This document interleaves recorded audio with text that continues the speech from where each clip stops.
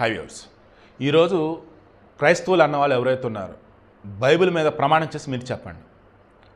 మొన్న పాస్టర్ ప్రవీణ్ చనిపోయిన తర్వాత అది హత్య అంటూ మీకు అనిపించిందా? మీ పాస్టర్లు మీకు చెప్పారా? గుండెల మీద చేసుకొని జీసస్ని మనసులో తలుచుకొని చెప్పండి.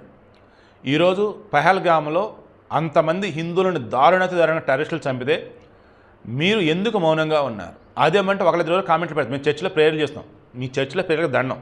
గణేష్ గోల్డ్ తాకట్టులో ఉన్న బంగారాన్ని విడిపించి కొనబడును. సంప్రదించండి 9966561144. ఈరోజు ముస్లిమ్స్ అయితే నిరసన ర్యాలీ చేస్తున్నారు.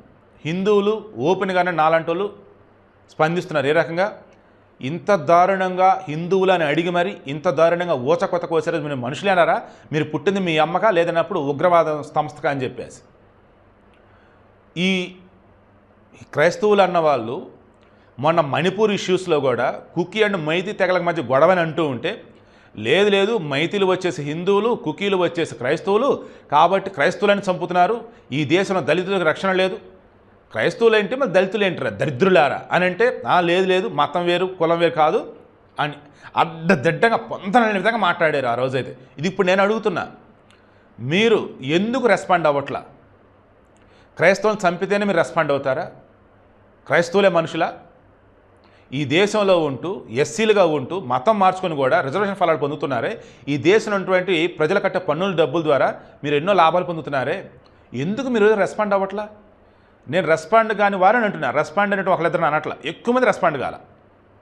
దానితో సోషల్ మీడియాలో గొరాతి కొంతమంది పోస్టులు సైకిల్ కన్నా దారుణం. నాకు ఈ కనబడితే మేబీ చంపేస్తాను నేనైతే వాడిని అయితే, ఆడలేనా మగవాళ్ళైనా. పాస్టర్ ప్రవీణ్ హిందువులు చంపారు, అందుకే ఆ హిందువులు టెర్రరిస్టులు చంపారు అని పోస్టులు పెడుతున్నారు కొంతమంది. అలాంటి పోస్టులు కానీ మీకు కనపడితే స్క్రీన్ షాట్లు తీసేసి వాళ్ళ యొక్క దాన్ని ఏమంటారు ఛానల్ ఐడి కనుక ఉంటే పోస్ట్ ఏకంగా మీరు తీసుకెళ్ళి సబ్మిట్ చేయండి. లేదంటే జస్ట్ ఆఫీషియల్ అయినా సరే ఆన్లైన్లో పెట్టి పడేసేయండి. లేదా నాకు ఇచ్చినప్పుడు నేనైనా సరే పోలీసులు నేను ట్వీట్ చేస్తాను. అది ఏదైతే ఇందాక అన్నానో పాస్టర్ ప్రవీణ్ని చంపిన హిందువులు, అందుకే హిందువులు టెర్రరిస్ట్ చంపారని మొత్తం వెతికా. నాకు వాడి పేజ్ కానీ ఎక్కడ కూడా నాకు లింక్ దొరకలేదు. సో విషయం ఏంటి? ఈరోజు పవన్ కళ్యాణ్ అన్నాడు పాకిస్తాన్ని ప్రేమిస్తామంటున్నారు కొంతమంది, వెళ్ళిపోంటారా బాబు పాకిస్తాన్కి ఎందుకని అన్నాడు. ఎవర్రా అంది అంటే అద్దంకి దయాకర్.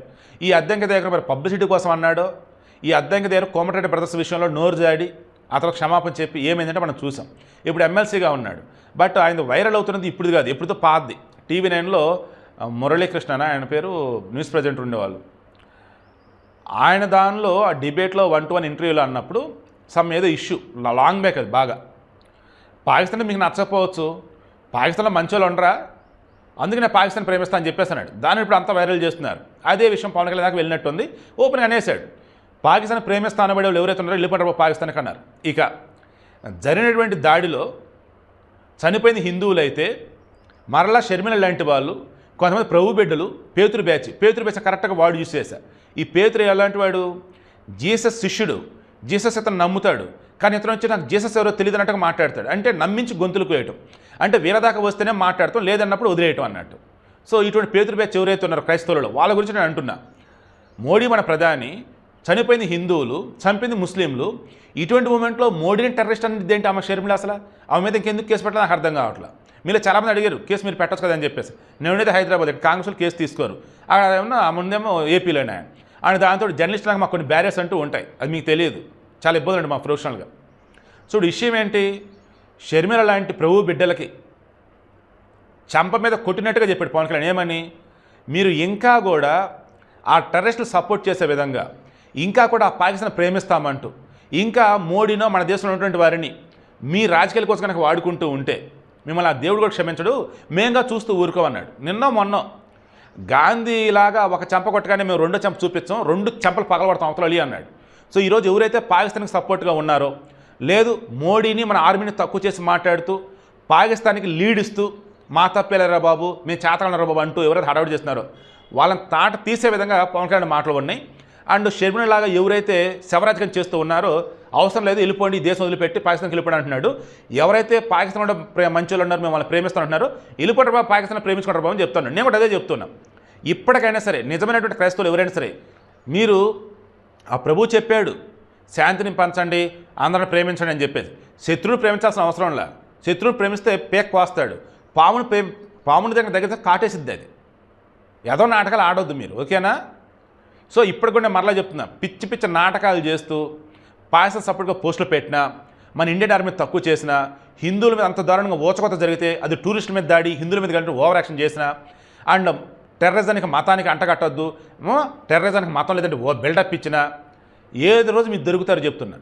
అండ్ మీరు ప్రేమించే ఆ జీసస్ కావచ్చు, నిజమైనటువంటి దేవుడైన వాళ్ళు ఉంటే ఎవరైనా సరే కావచ్చు, మీకు సరైన సమయంలో సరైన బుద్ధి చెప్తారు. పద్ధతిగా ఉండండి.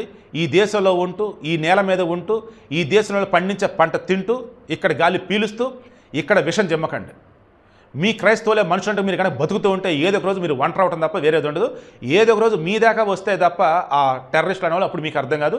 ఆ రోజు ఇక మీరు ఏమనుకుని ఏం మిగలదు అనమాట. భారతీయులుగా బతకండి, భారతీయులుగా చావండి. మెయిన్గా ముందు మనిషి అని చెప్పేసి గుర్తుంచుకోండి. సో పాకిస్తాన్ ఇచ్చిన క్లారిటీ షర్మిలకు బాగా తగిలింది.